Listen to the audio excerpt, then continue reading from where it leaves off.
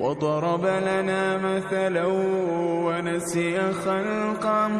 قال من يحيي العظام وهي رميم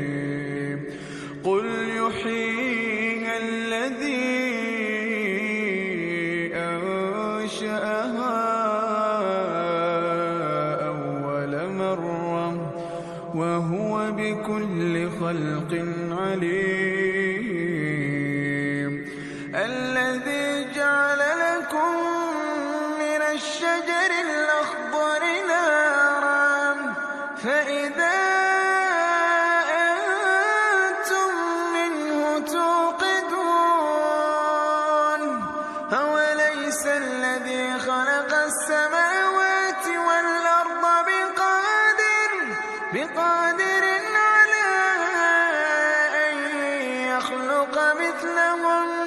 بلى وهو الخلاق العليم إنما أمره إذا أراد شيئا أن يقول له كن فيكون فسبحان الذي بيده ملكوت كل شيء